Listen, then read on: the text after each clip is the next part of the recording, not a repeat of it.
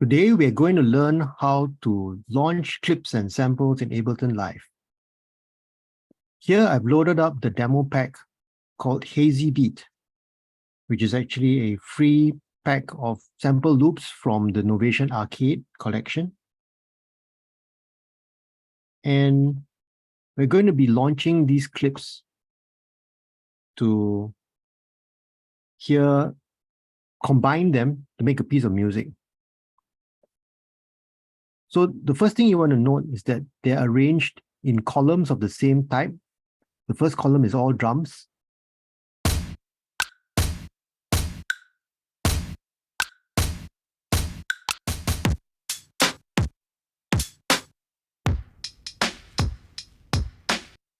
The next column is all percussions.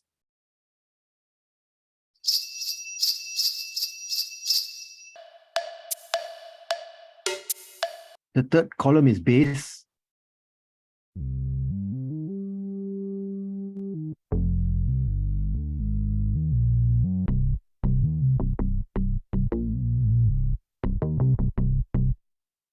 The fourth column is melodies.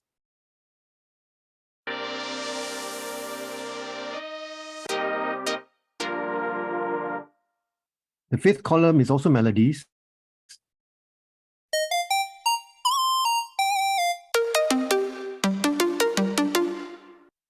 And the next column is things like vocal samples.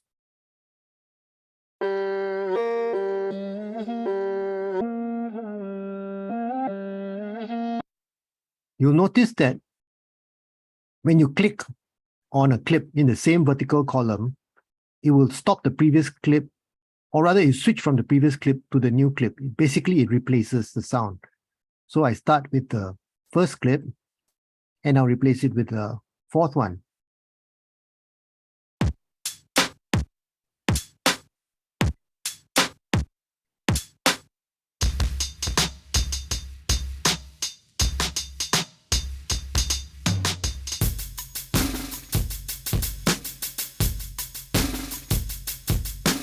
You also notice that I'm using the square clip in the bottom, which is a stop, to stop whatever is happening in this column. That's if I play the clips in the same vertical column. But if I play horizontally, they'll just layer on top of each other.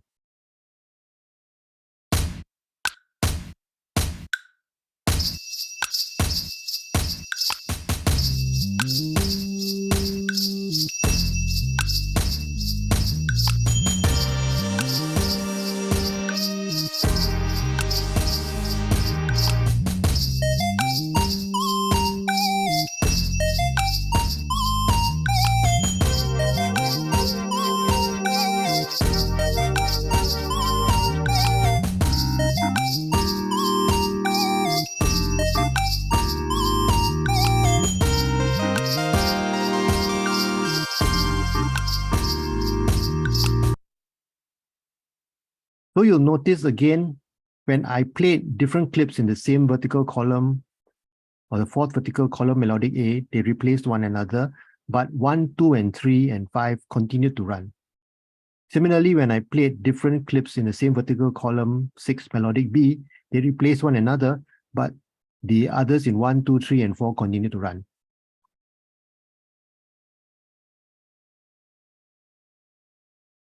And in order to stop them, I've used the stop button at the bottom of each column. If I've got many of them running, I can use the stop button, which is in the rightmost column, the master column.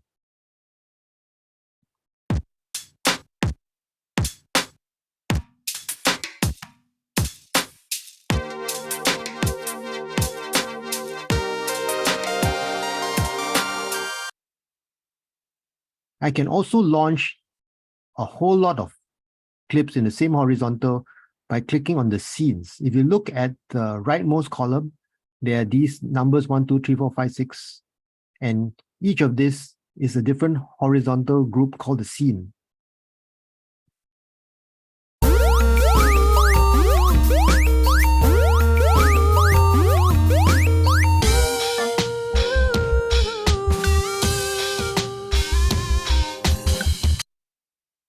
You'll also notice that they only change over when you have finished a bar. Because if you look at the top left, this thing says 1 bar. This is the global quantize. It means that it will only change the clip after the bar is finished. So this ensures that you remain on time. So I'll give you an example.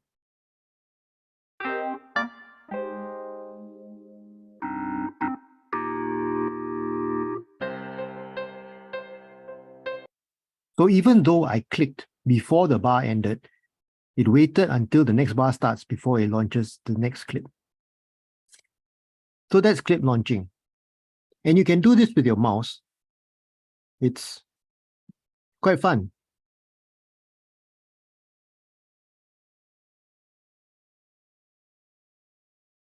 But you can also do it with your laptop keys.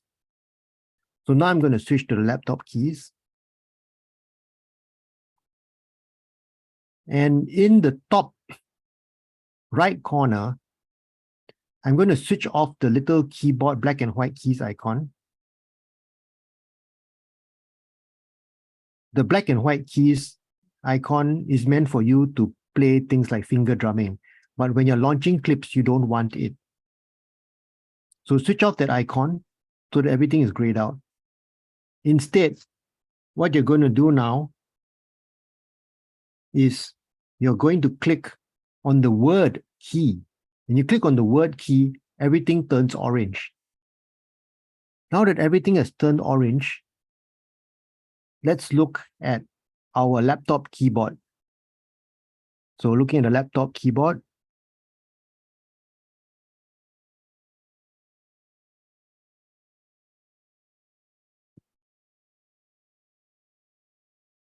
I'm going to click on the first cell, the first clip in the first column, and I'm going to assign it to a key on my laptop, 1. Then I move to the right, 2, move to the right, 3, move to the right, 4, 5, 6, 7, 8. Then the next row, I'll switch on my caps lock and I'll use the next row of keys. Q, click on it. W, click on it. E, R, T, Y, U, I. Next row of letters. Again, I click on it. A, S, D, F, G, H, J, K. Next row, Z, X, C, V, B, N, M, comma. Now we've run out of keys on the keyboard. Actually, we haven't. What we can do is we can use the shifted versions of these keys.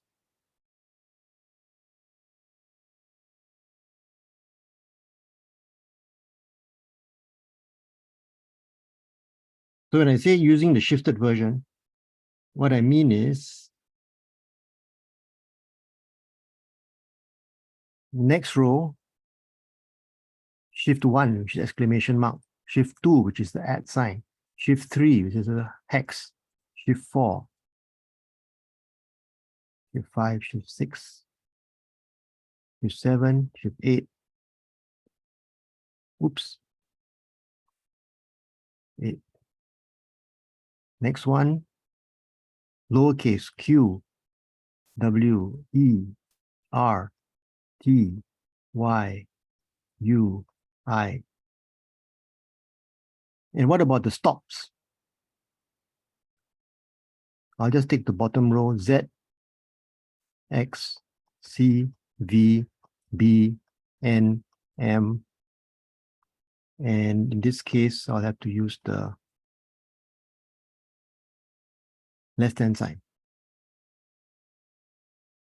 Now that I've assigned all these keys, I go back to the top right corner and I release the word key. Remember, the little keyboard icon must be off. still. Now that I've got this assigned, when I play on the keys of the keyboard, it'll actually launch.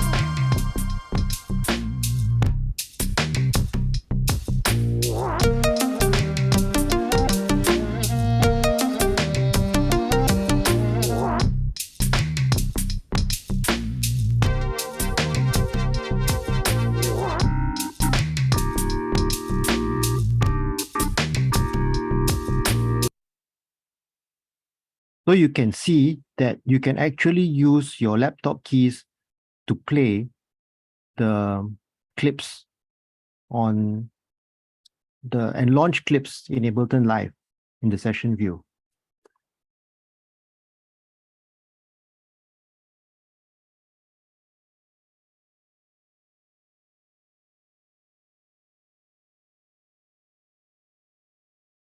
Now let's do something else.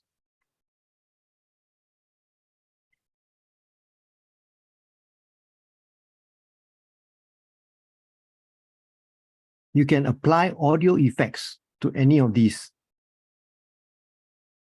Let me click on the little square in the extreme right to stop all the clips. And let me drag in an audio effect.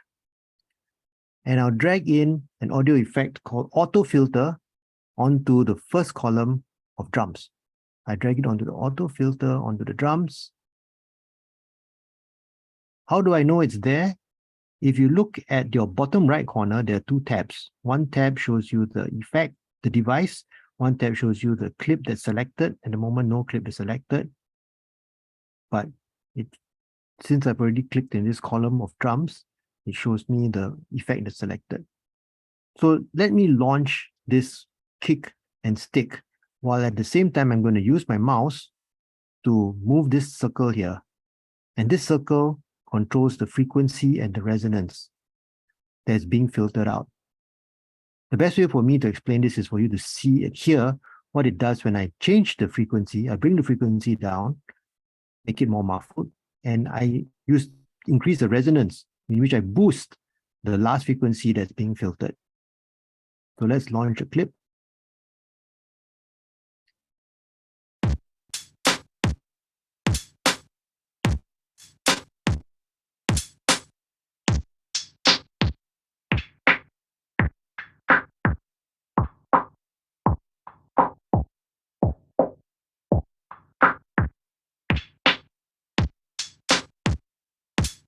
I can also swap the filter so that it doesn't swap the higher end frequencies. cuts the lower end frequencies. So to do that, below the grid, square grid here, you see that the first button was on. It's cutting off the high frequencies. If I click on the second button, now you cut off the low frequencies, and you won't hear anything because it's cutting out everything until I drag it down.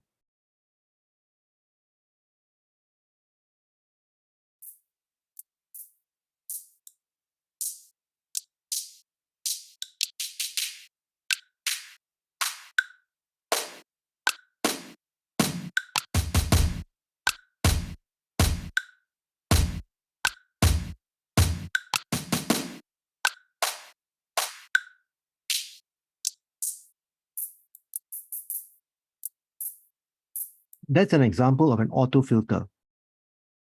There are other effects you can try. For example, there's an amp.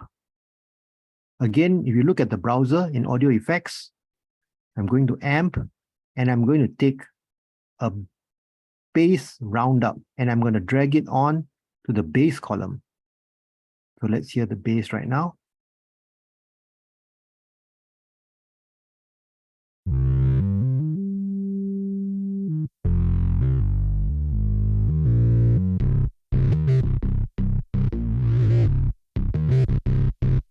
This is with the dry and wet full on.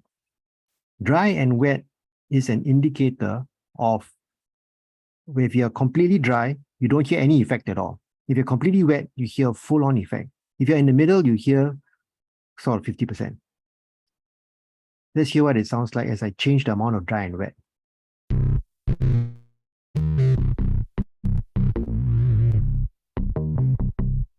Completely dry.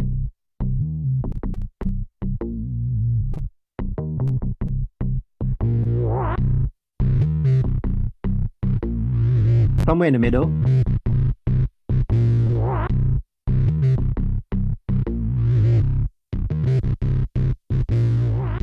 And completely wet. I can combine this with other effects. So I'm going to add on a chorus. And I'm using a chorus of bass. Chorus bass. Again, I'm going to play with the amount of dry wet.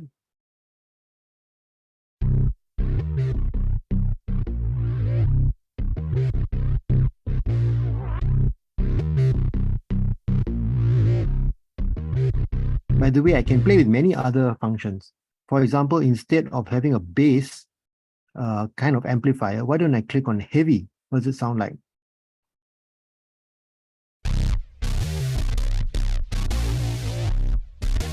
So your bass has turned into a lead instrument.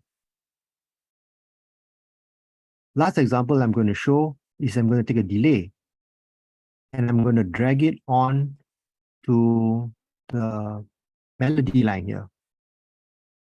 I'll use a clean delay, make it easier.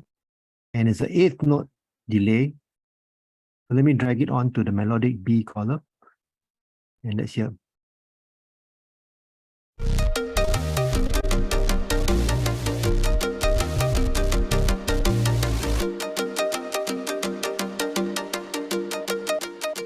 So you can hear that echoes are happening every 8th note. You know it's an 8th note here because these numbers 1, 2, 3, 4 until 16 are number of 16ths. So 2 16ths is an 8th. If we changed it to 1, and this is for the left side and for the right side, then the echoes would happen every 16th note, much faster.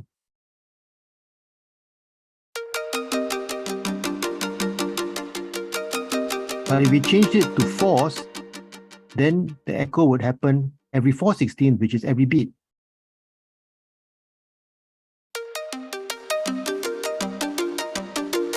Or if we changed it to 8, then it would be 8/16, which is every half of a bar.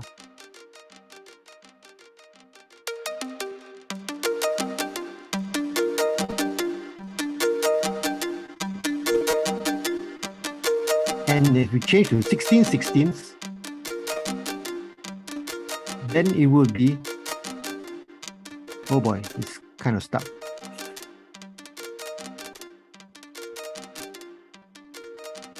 Sixteenths would be every bar.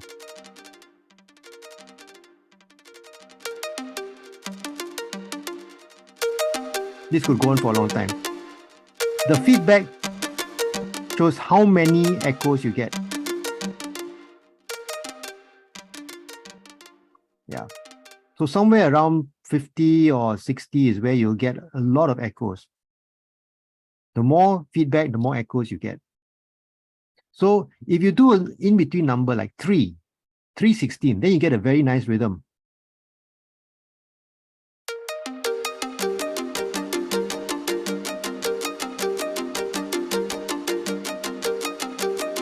There's another trick you can do with delay, which is you can put one side with one value, another side with another value. So one side with 2, one side with 3.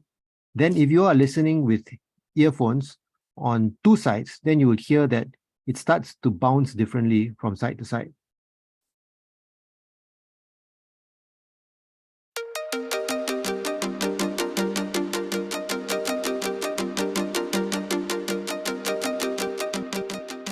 So this way, you can build up a lot of very nice textures as you are playing your clips.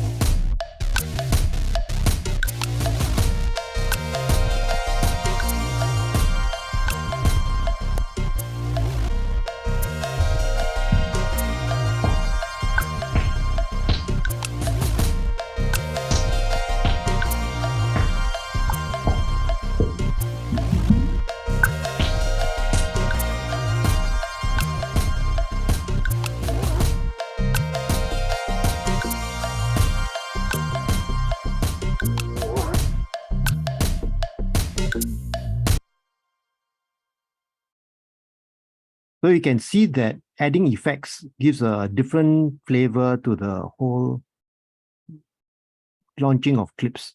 And with more effects, you can layer on different kinds of effects. Remembering that the dry and wet affects the amount of effect you hear. Dry means no effect at all. Wet means totally affected.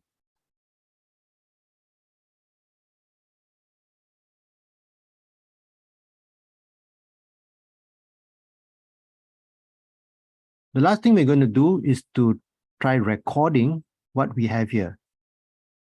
And you can actually record what you're playing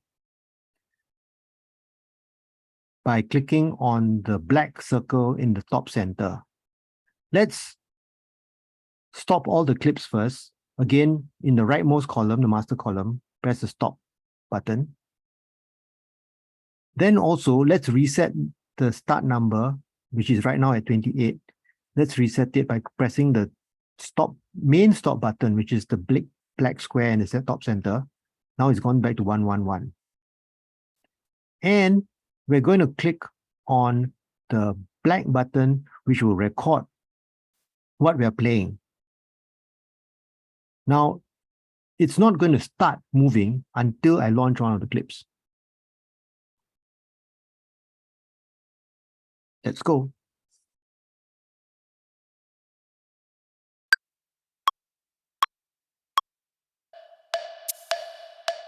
Oh, wait. I think you want to see my keys instead, my face. Let's go.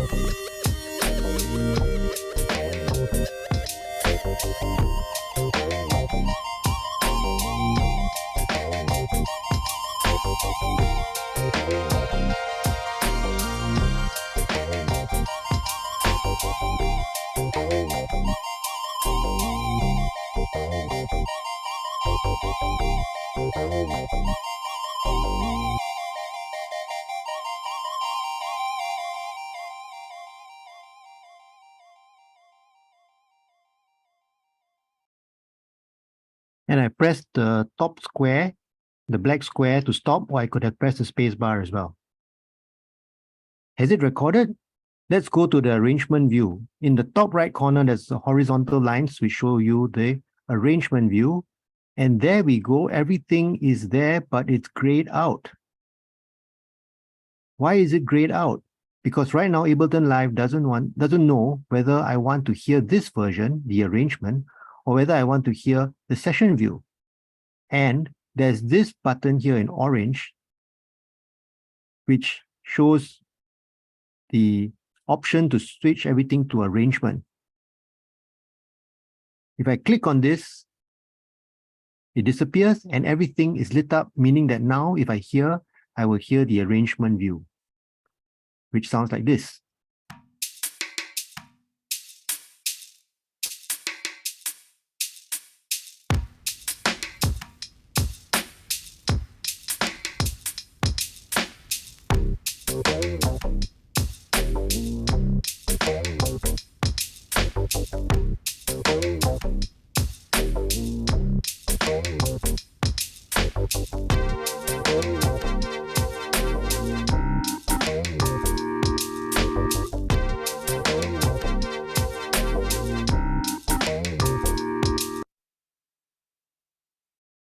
So everything now is an arrangement. I can save this under the new file name. I'm saving as a new file name so that later on I can always load up, I'm putting here the word arrangement 2 because I made an arrangement earlier. So by doing so, I can still load up a blank set with all of the clips and record a new arrangement and save that as arrangement 3. The reason why I need to do that is because when I clicked on that button just now, I made Ableton Live sort of decide that this arrangement view is what I want to hear. So now that I have saved it, this file name called Hazy Beat Clip Launching Lesson Arrangement 2 will be the one with the arrangement. If I want to go back to just the clips alone to do launching, then that will be under the original file name. So this is something that you can try out on your own and try recording. And you can, of course, export what you've recorded as an MP3 as well. Happy trying.